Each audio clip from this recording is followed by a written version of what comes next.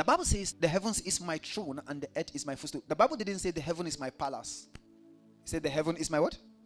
Throne. The throne of the king is not his palace. The throne is that seat that he sits upon. So God says that the heavens is my throne. And he now says the earth is my what? My footstool. To every palace you go to, if you carry the throne and convert it into a house, it cannot house the king because it's too small. It's just a seat. The footstool is far smaller compared to the throne. So if you convert the footstool and decide to build a house with it, it can also not contain the king. Do you believe that also? It cannot be a house for the king.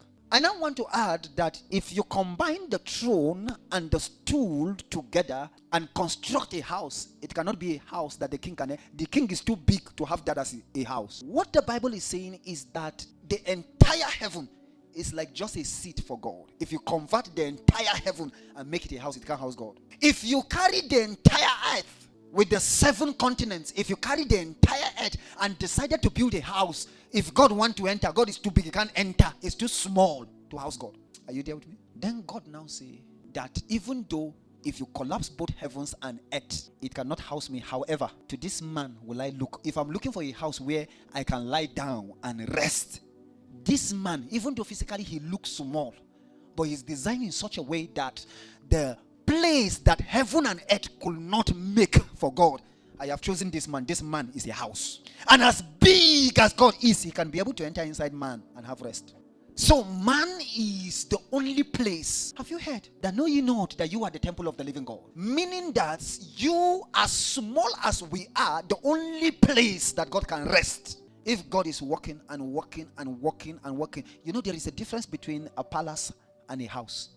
In the palace, people don't rest. They walk in the palace. They pass judgment in the palace. So God don't rest in the palace. And God decided that he's going to have a place to rest. And the place will not be in heaven. It will be on earth. And on the earth, it's not going to be a house like this. You know, we are calling this place the house of God. But the only thing that gives rest to God is a man. And that's the reason why all through generations, nobody ever spoke about the house of God until the days of Jacob. Jacob ran away from his brother and became houseless. And God said, this man doesn't know. People don't know that the reason why I created them is so that I can have a house where I can rest. And because of that, God now said that God now looked at the situation that was happening to Jacob. And Jacob didn't have a house. He was a homeless man. Then God now decided, he looked at Jacob and said, Kai, if I reveal my intention about getting a house, this man will understand because he is homeless. Now he knows the need for a house. So when Jacob slept at Bethel, the Bible says the heavens opened and he saw a ladder, he saw a vision. After he awoke from the vision, he said that this place is no other place than the house of God and the gate. Who told him before his day? Nobody have ever mentioned that God can have a house. Who told him that God can have a house? All through the generations, God have been homeless. He has been given commands from his palace. But God is looking for a resting place. And that resting place must be inside a man.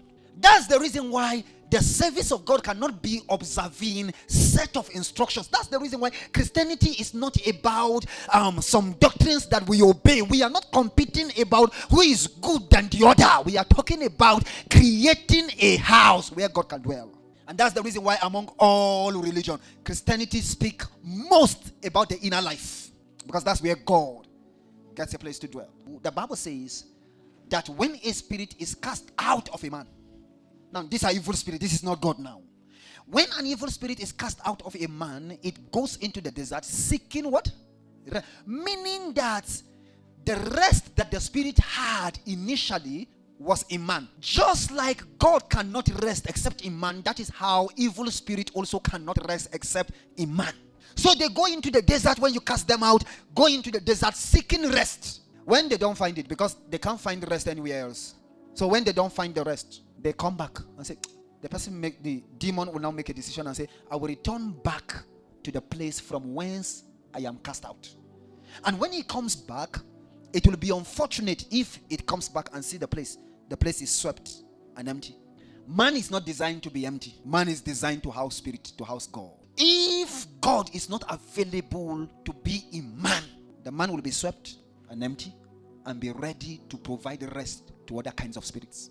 What I am trying to say is that there is a battle in the atmosphere. Spirits are contending, fighting to have you as the place where they rest. Spirits are fighting, so that you will create space a bit. Even if they will not possess you fully, let them be able to influence you. It is in that they have fulfillment. Let Satan be able to speak and you hear and you do his bidding. It comes, Satan. It comes in.